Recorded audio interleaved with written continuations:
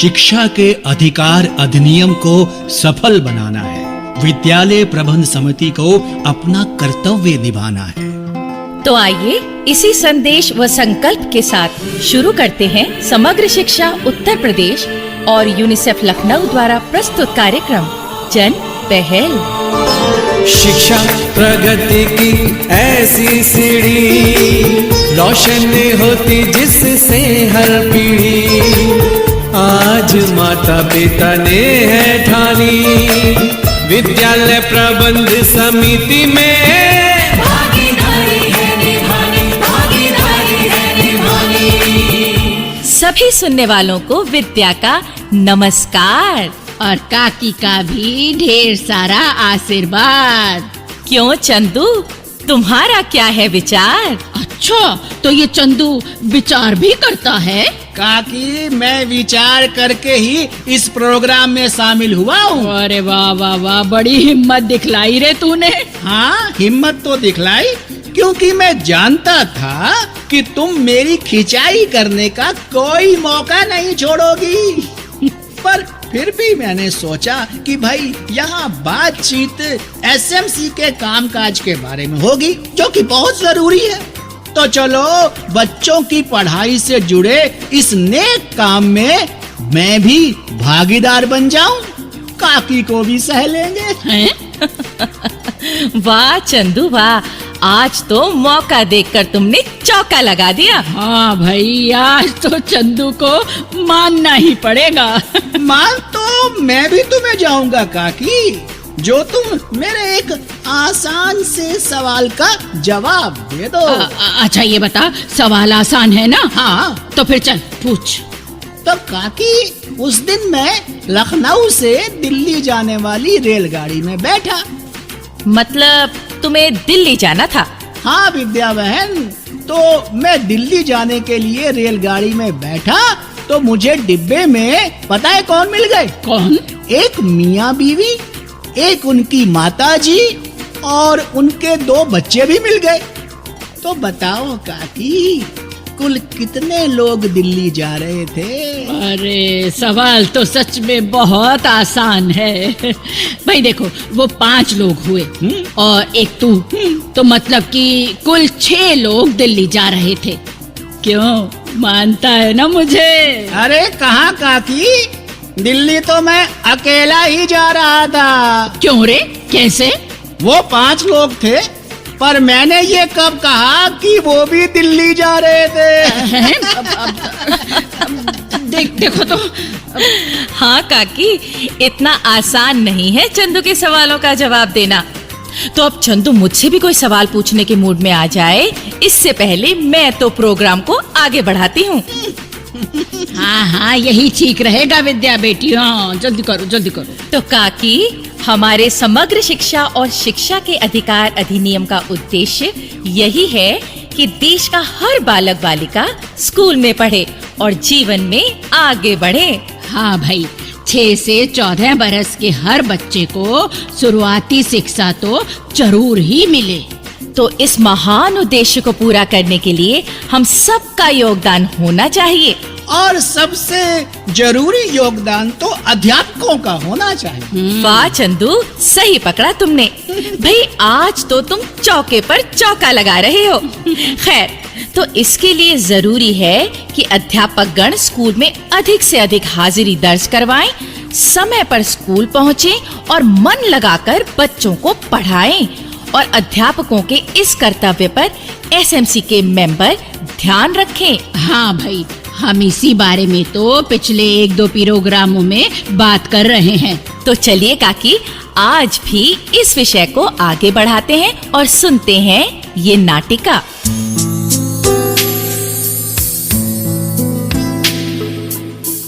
शबनम आपा घर पर ही हो क्या? कौन? अरे मनोहर भाई, आइए आइए। सलाम शबनम आपा। सलाम भाई सलाम, आइए इधर बैठिए। अच्छा, तो रमा भी साथ है। आओ बेटी आओ, बैठो। अब असल में तो रमा बेटी के कारण ही आपके पास आया हूँ मैं। हाँ, मैंने रमा को ही बुलाया था। पर ये कहने लगी बापू तुम भी साथ चलो। आप तो 100 बार हमारे घर आए मनोहर भाई। पर रमा बेटी, तुम अकेले भी तो आ सकती थी। अब ये कहने लगी, बापू शबनम बुआ ने बुलाया है और वो हमारे स्कूल की एसएमसी की मेंबर हैं। पता नहीं क्या बात हो गई। तो मतलब घबरा गई थी हमारी बिटिया। हाँ, तो मैं इसलिए साथ चला आया। पर माफ कीजिए, आपने रमा को कोई... अरे रे रे, अब ऐसी कोई बात नहीं मनोहर भाई। देखिए, हम एसएमसी वालों की कुछ जिम्मेदारियां हैं जो हमें पूरी करनी होती है, ताकि स्कूल की समस्याएं दूर हो सके और बच्चों की पढ़ाई ठीक ढंग से चल सके। जी हाँ, ये भी बहुत जरूरी है। हाँ, तो इसीलिए हम इस बारे में बच्चों से बातचीत करते हैं और कक्षा की प्रगति के बारे में जानते हैं। तो मैंने सोचा, अपनी रमा तो पड़ोस में ही रहती है, तो इससे बात करके नवी कक्षा के अध्यापकों के पढ़ाने के बारे में जानूं, इसीलिए रमा को बुलाया था। सच आपा, आप एसएमसी वालों का इस प्रकार जरूरी बातों के लिए समय निकालना हमारे बच्चों के हित में ही तो है। चल रमा, बता दे जो आपा पूछती हैं। जी। रमा, तुम्हारी कक्षा में हिंदी, अंग्रेजी, सामाजिक विज्ञान आदि के अध्यापक समय पर कक्षा में आते हैं और पढ़ाने के काम में रुचि लेते हैं? जी हाँ बुआ। अच्छा, ये बताओ, उनका पढ़ाया कक्षा के सब बच्चों को समझ में आ जाता है? हाँ, लेकिन कई बार सबको समझ नहीं आता। तो फिर क्या करते हैं अध्यापक? जिन्हें समझ नहीं आता उन्हें दोबारा बताते हैं, और सामाजिक विज्ञान वाली बहन जी हफ्ते में एक बार टेस्ट भी लेती हैं। अच्छा, अब अध्यापक क्या सभी बच्चों से सवाल पूछते हैं? जी हाँ, पूछते हैं। बढ़िया। और पाठ्यक्रम क्या सभी विषयों का पूरा हो रहा है? जी हाँ, हो रहा है। अच्छा, ये बताओ, क्या कोई अध्यापक कक्षा के समय में इधर-उधर की बातें तो नहीं करता रहता? नहीं जी, हाँ, वो गणित वाले सर थोड़ा पढ़ाकर फिर कुछ देर आराम करते हैं। मतलब कि जितना पढ़ाते हैं उतना आराम भी करते हैं। नहीं मनोहर भाई, ऐसा नहीं है। असल में अभी बीमारी से उठे हैं, तो शरीर में कमजोरी है उनके। कुछ दिनों में ठीक हो जाएंगे। हाँ जी, फिर तो कुछ समय लगेगा ही। ठीक है रमा बिटिया, धन्यवाद। भाई, पढ़ाई में खूब मन लगाओ और हमेशा की तरह अच्छे नंबरों से पास होकर दिखाओ, और ये साबित कर दो कि सरकारी स्कूल में पढ़ने वाले बच्चे पढ़ाई में किसी से कम नहीं है। जी हाँ, जरूर। शबनम आपा, आपने सच में अध्यापकों के बारे में बहुत जरूरी बातें पूछी रमा से। हाँ भाई, कहा तो यही जाता है कि अध्यापकों की हाजिरी और समय की पाबंदी बहुत जरूरी है। एसएमसी को इस पर ध्यान देना चाहिए, लेकिन ये बातें भी तो उनकी हाजिरी जितनी ही जरूरी हैं। अगर कोई अध्यापक किसी तरह की कोई कसर रखता है पढ़ाने में, तो हमें उसका उपाय करना चाहिए। हाँ आपा, बच्चे दिल लगाकर पढ़ें और अध्यापक दिल लगाकर पढ़ाएं, तो फिर पढ़ लिख कर हमारे बच्चे जरूर कुछ कर दिखाएं। हाँ। हर मैदान में जीत कर आए। हाँ।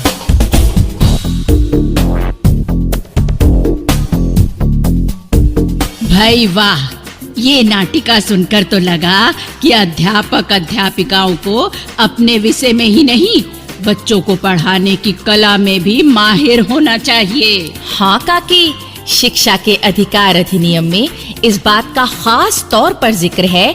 इसमें कहा गया है, स्कूल अध्यापकों के पास अध्यापन की जरूरी व्यावसायिक डिग्री होनी चाहिए। और अगर किसी के पास ना हो तो उसे 5 वर्ष के भीतर ये डिग्री हासिल कर लेनी चाहिए, नहीं तो उसकी नौकरी जा सकती है। भाई, हम तो ये मानते हैं कि अध्यापकों को पढ़ाने का काम एक नौकरी की तरह नहीं करना चाहिए। भाई, पढ़ाना और हर बच्चे को योग्य बनाना उनके जीवन का मकसद होना चाहिए। हाँ काकी, चाहे इसके लिए अतिरिक्त समय देना पड़े या अलग से कुछ प्रयत्न करने पड़े, उन्हें अपना ये फर्ज समझना चाहिए और इसके लिए अपने साथी अध्यापकों के मन में भी प्रेरणा जगानी चाहिए। बिल्कुल। तो भाई बात चली है प्रेरणा जगाने की, तो हम भी सुन लेते हैं ये प्रेरक संदेश। नमस्कार, मेरा नाम श्री डब्बू है। मैं गोवर्धनपुर का रहने वाला हूँ। मेरे ब्लॉक का नाम मझवा है। मैं प्राथमिक विद्यालय का एसएमसी अध्यक्ष हूँ। मेरे विद्यालय में ग्राम प्रधान द्वारा और एसएमसी सदस्यों द्वारा बच्चों का नामांकन कराया गया और उपस्थिति बढ़ी।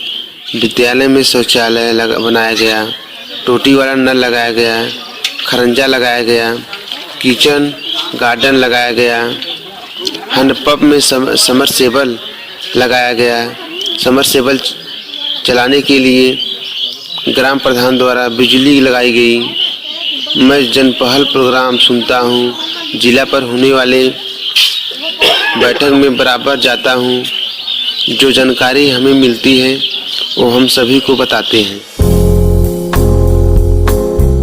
मेरा नाम ओम प्रकाश है, माध्यमिक विद्यालय चेतगंज का एसएमसी अध्यक्ष। देखिए, विद्यालय के प्रति हम लोगों की भूमिका है निर्माण कार्यों को देखना। विद्यालय के निर्माण हम लोगों की निगरानी में होना चाहिए और होता भी है। जी हाँ, ठंड के मौसम के हिसाब से बच्चे तो समय से ही आ रहे हैं। एक आध दो बच्चे जैसे अगर कभी दूर के हैं, पैदल आते हैं या कुछ, वैसे लेट होते हैं, लेकिन बच्चे हमेशा बराबर स्कूल में जब भी उपस्थित हो रहे हैं तो समय से ही आ रहे हैं। बच्चे विद्यालय नहीं आ रहे हैं, अगर ये जानकारी हमें मिल रही है तो हम जाके उनके गार्जियन से उनके घर पे संपर्क करते हैं। बच्चे क्यों नहीं आ रहे हैं, जो भी समस्या रहती है उसको दूर किया जाता है, फिर बच्चों को विद्यालय से जोड़ा जाता है। बच्चों के लिए देखिए जो एमडी बन रहा है, हाँ, उसमें एमडीएम में जो रहे मेनू के हिसाब से सब कुछ बन रहा है। मेनू दीवार पे लिखा हुआ है, उसके हिसाब से डेली जो भी है वो चीज बन रहा है। जैसे मान लीजिए अगर आज हम है या कोई और है, जाके चखते हैं वहाँ पर। चखने के बाद वो उसका जो भी हिसाब किताब रहता है हम सब विद्यालय में ही शेयर करते हैं। भैया इसको एकदम बढ़िया से बढ़िया दीजिए, वो मिलता है। और सब लोग आते हैं, बैठक में जो भी निर्णय होता है वो विद्यालय में शेयर करके बताते हैं सबको।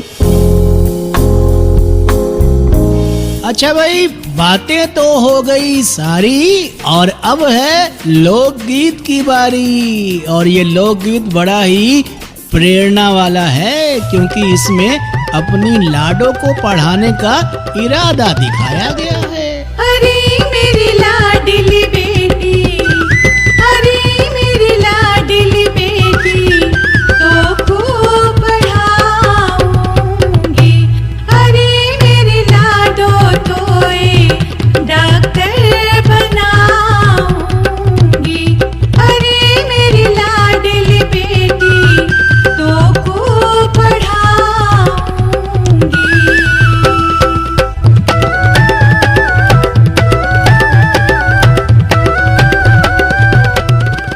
तो भाई लोकगीत के बाद अब मैं आपको नन्हे राजवीर की एक सच्ची बात बताता हूँ। हाँ, बता। सच्ची बात ये है कि राजवीर अपनी किताब में रखता था मोर पंख।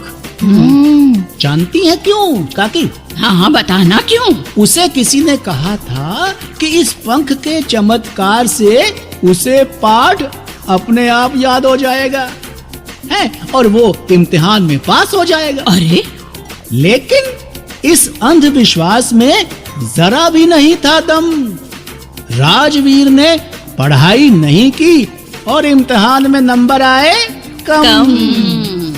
अब इसके बाद राजवीर मन लगाकर पढ़ता है और किसी भी अंधविश्वास पर ना तो वो और ना उसका परिवार विश्वास करता है। अरे बिल्कुल सही किया उन्होंने। क्यों भाई? भाइयों बहनों, अगर आप अपनी बात हम तक पहुंचाना चाहते हैं या विद्यालय प्रबंध समिति के बारे में कोई जानकारी चाहते हैं या कार्यक्रम के बारे में कोई सुझाव देना चाहते हैं तो इस पते पर लिखें। हमारा पता है समग्र शिक्षा उत्तर प्रदेश, सर्व शिक्षा अभियान ऑफिस, विद्या भवन, प्रथम तल, फर्स्ट फ्लोर, निशांतगंज, लखनऊ 226007। तो अब जन पहल के अगले कार्यक्रम तक विद्या और अपनी काकी और अपने चंदू को आज्ञा दीजिए। जय हिंद। शिक्षा प्रगति की ऐसी सीढ़ी, रोशन होती जिससे हर पीढ़ी। आज माता पिता ने है ठानी, विद्यालय प्रबंध समिति में